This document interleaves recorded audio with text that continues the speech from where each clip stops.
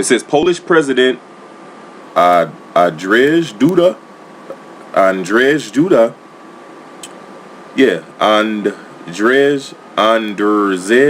Duda signed Poland's controversial new Holocaust bill late Tuesday ahead of it being assessed by the country's constitutional tribunal.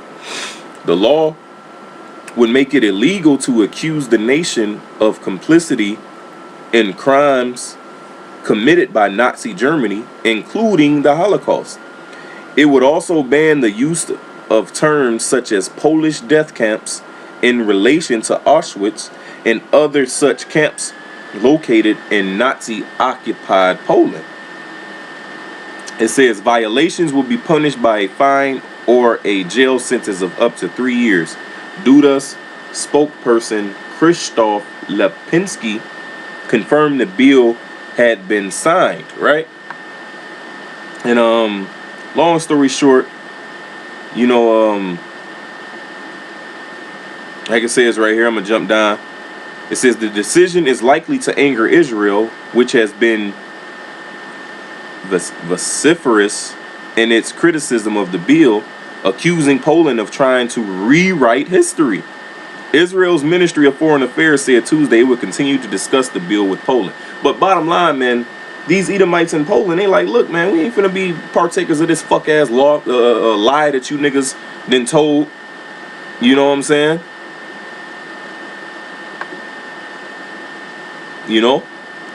This lie that you niggas been telling, you know what I'm saying, for the past, what 60 years?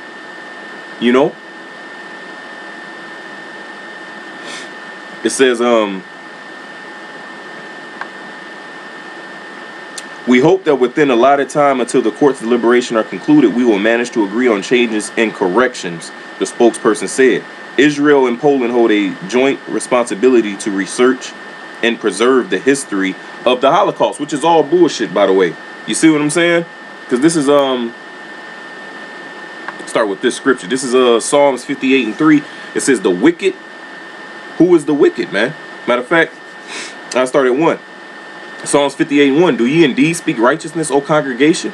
It's talking to the rulers, man. Who rule in the earth? Job 9:24. You see? Do ye judge uprightly, O ye sons of men? Yea, in heart ye work wickedness in your mind, man. Micah, the 2nd chapter, says they practice it, roughly paraphrasing. Matter of fact, let's get that.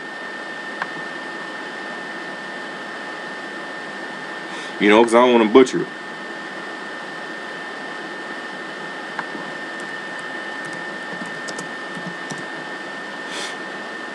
It's Micah 2:1. Woe to them that devise iniquity and work evil upon their beds. When the morning is light, they practice it because it is in the power of their hands, man. So it's in the power of Esau's hands. So I'm going to go back to Psalms 58:2. Yea, in heart ye work wickedness. Ye weigh the violence of your hands in the earth. The wicked are, who is the wicked? Malachi 1:4 let you know that. The wicked are estranged from the womb. They go astray as soon as they be born, speaking lies, man. So here it is, Poland trying to separate from those lies, man. These Polish Edomites like, look, man, we ain't, hey, fuck that lie shit, man. Ultimately, because it goes back to the prophecies being fulfilled, man. The prophecies being fulfilled. This is Mark 3. This is Mark 3:24. I started 23. And he called them unto him and said unto them in parables, how can Satan cast out Satan? It says, how can Satan cast out Satan? It says, and if a kingdom be divided against itself, that kingdom cannot stand. What kingdom is this? This is Esau, Edom's kingdom, man. You see? But he's divided within himself. You got America going against Russia. You know what I'm saying? As you can see, this is sure to start up some controversy between Poland and Israel. All these different nations of Esau, man, is fighting within themselves, man. His kingdom can't stand. It says, and if a house be divided against itself, what house is that? The house of Edom, right? That house cannot stand. And if Satan rise up against himself and be divided, he cannot stand, but hath an end. And that's what we seeing, man. We seeing the end of Esau Edom, man, as it is written in 2nd Esdras. Matter of fact, let me grab that. This is what we seeing, man. Prophecies being fulfilled right before our eyes, man. Esau, America's allies is turning against themselves, man. It's turning against each other. Esau, Edom, his allies, man. It's all, man. It's all playing out, man. You see? This is 2nd Esdras, chapter 6. I'm gonna start at verse 7. 2nd Esdras 6 and 7. Then answered I and said, what shall be the parting asunder of the times? Or when shall be the end of the first and the beginning of it that followeth? And he said unto me, from Abraham unto Isaac, when Jacob and Esau were born of him, Jacob's hand held first the hill of Esau. For Esau is the end of the world. Then we just reading that mark, right? If he be divided, he got an end. It says, for Esau, shalom, brother. For Esau is the end of the world, and Jacob is the beginning of it that followeth, man. You see? So what we seeing, man, is the downfall of Esau Edom, man. So now I'm gonna reread this little part of this article, and then I'm gonna get into this little another article that I had found. It says the law would make it illegal to accuse the nation of complicity in crimes committed by Nazi Germany, including the Holocaust. It would also ban the use of terms such as Polish death camps in relation to Auschwitz and other such camps located in Nazi-occupied Poland, man, because the shit never happened, man. So let's get into it, right? And notice, okay, brother, shalom. It says, notice it says this is from White Pride Worldwide. Every month is White History Month, man. So this article that I'm gonna read, who put it together? Edomites, man. Matter of fact, let's go into this. This is Psalm 64 and 6. They search out iniquities. They accomplish a diligent search. So that's why in this article, you know, I'm gonna just breeze through it. It's kind of lengthy, but I'm gonna just breeze through it. You know, he gives his what you call it, resources and everything of the research he did, man. You see, he gives the books and the names of the men who wrote the books and all that, man. You understand? It says they search out iniquities, they accomplish a diligent search, both the inward thought of every one of them and the heart is deep.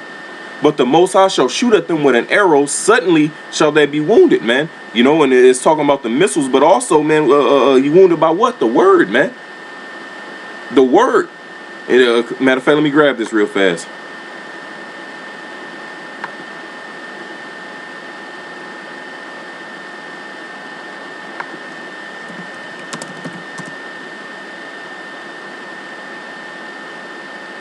This is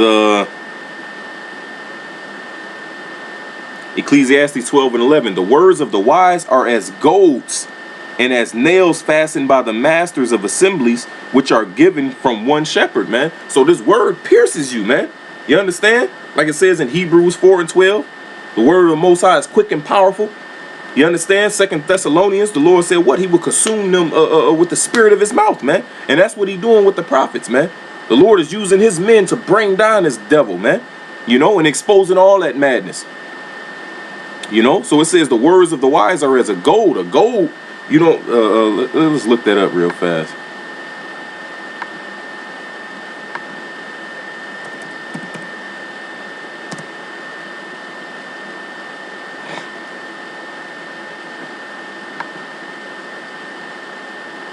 See, that's a gold right here, man. Something that pricks and prods you. You know what I'm saying? Something that sticks in you. You know what I'm saying?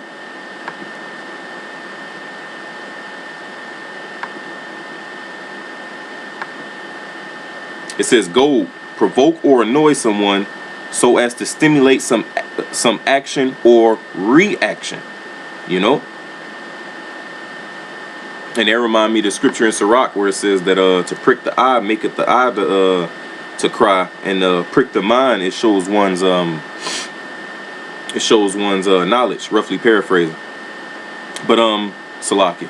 They get back into this. It says, Psalm 64:6. They search out iniquities. They accomplish a diligent search. Both the inward thought of every one of them and the heart is deep. But the Most High shall shoot at them with an arrow. Suddenly shall they be wounded. So they shall make their own tongue to fall upon themselves. All that see them shall flee away, man. And that's what you're going to see right here in this article, man. So let's get into it. It says 10 proofs against 6 million Jews murdered in the Holocaust. Mind you, this is white pride worldwide, man. This is Esau divided against Esau, man. You see?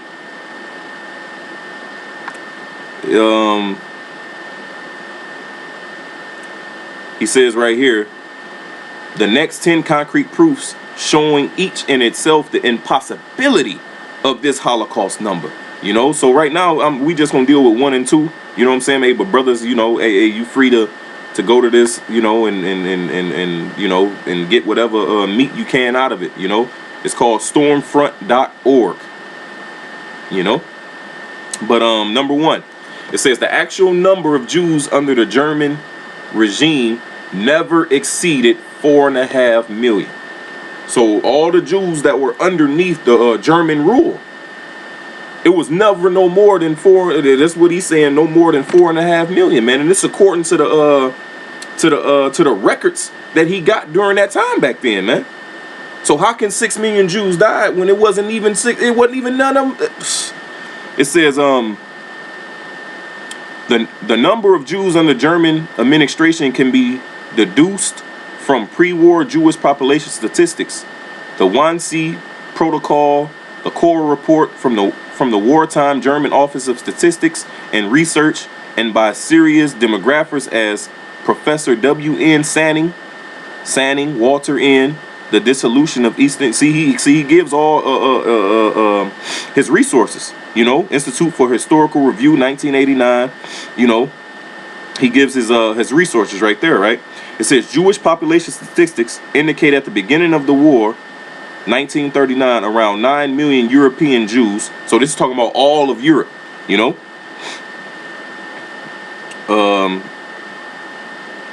It says 8, so roughly 9 million, right?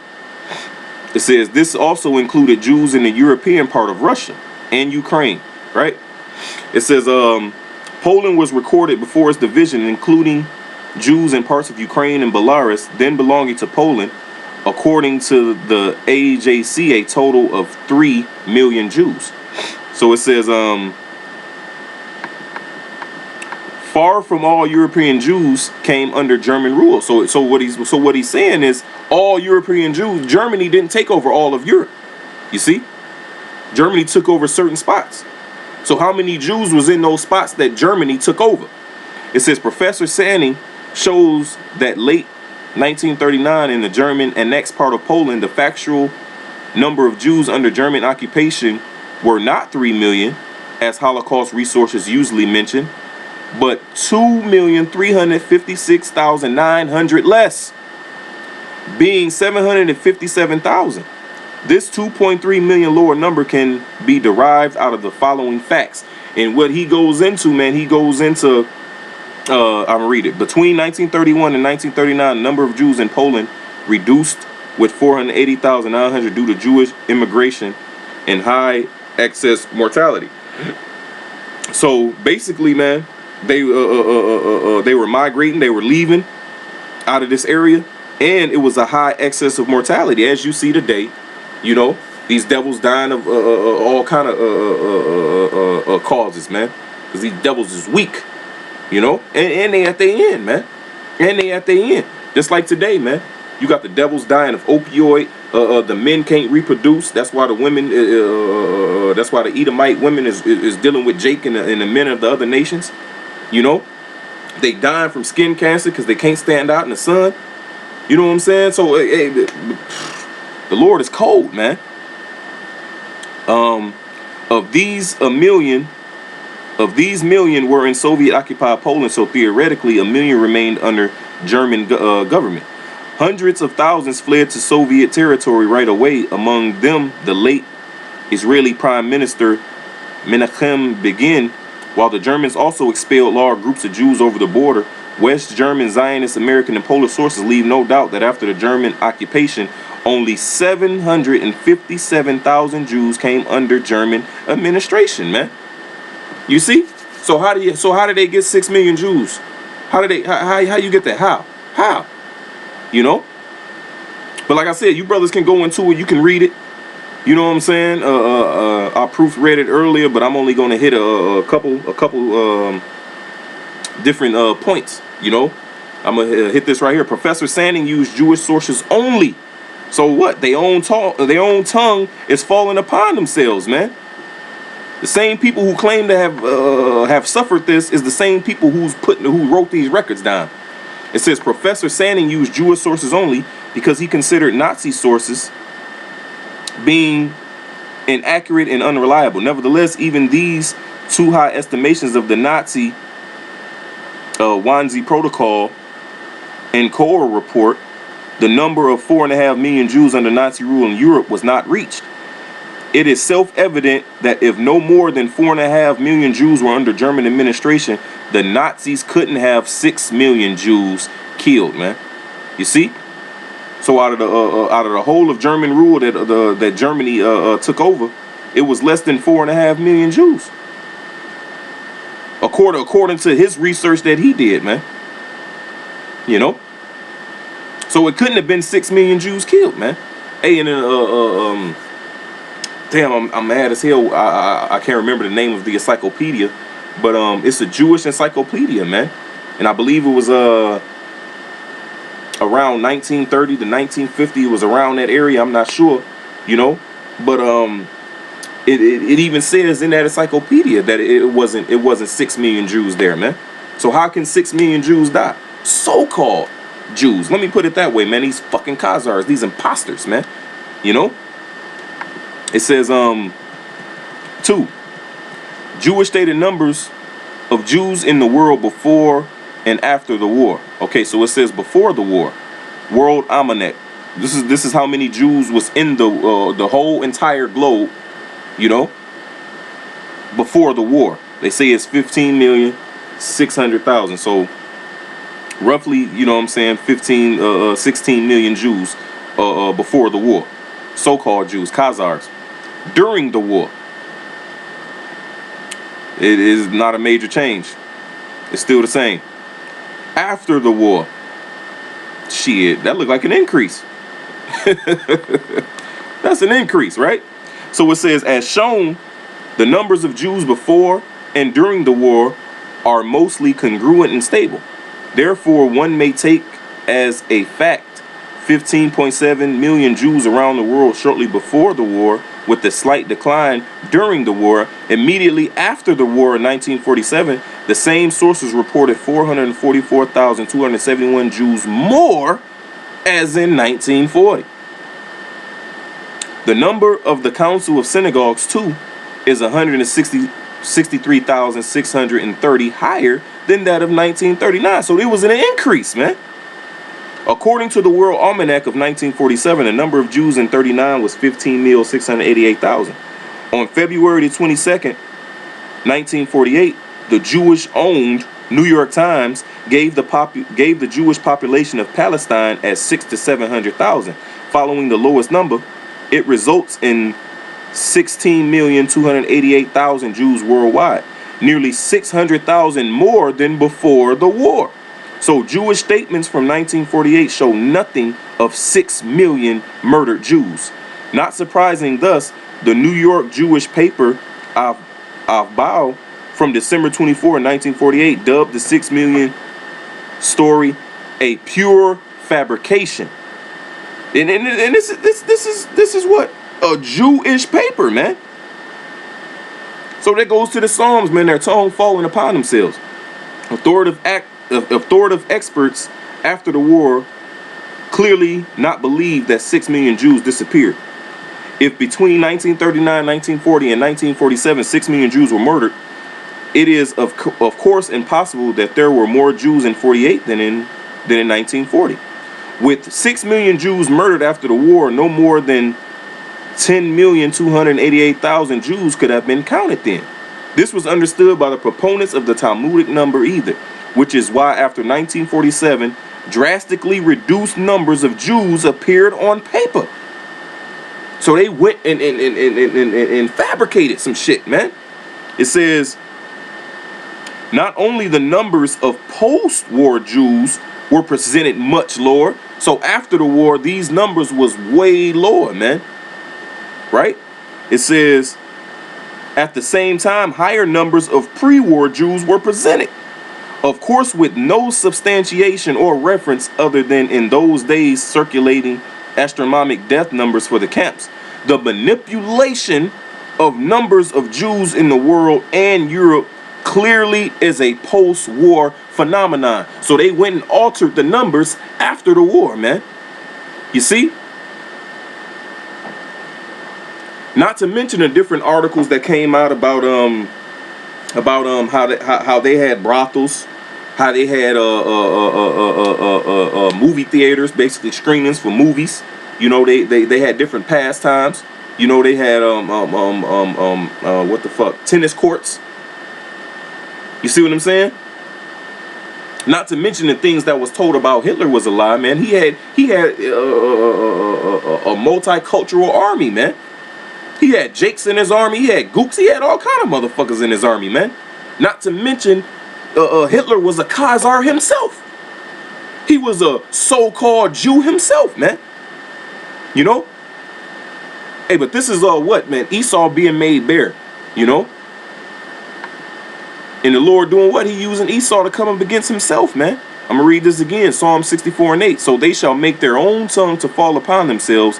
All that see them shall flee away. You know? And that's what we just read out of that article, man. Esau tongue falling upon himself, man. Esau coming against Esau. His kingdom can't stand, man, if he's divided against himself. As you can see right here, man. You know? See, because the authorities in Poland know that shit bullshit, man. They got access to those records, man. You know? But anyway, let's get this Job.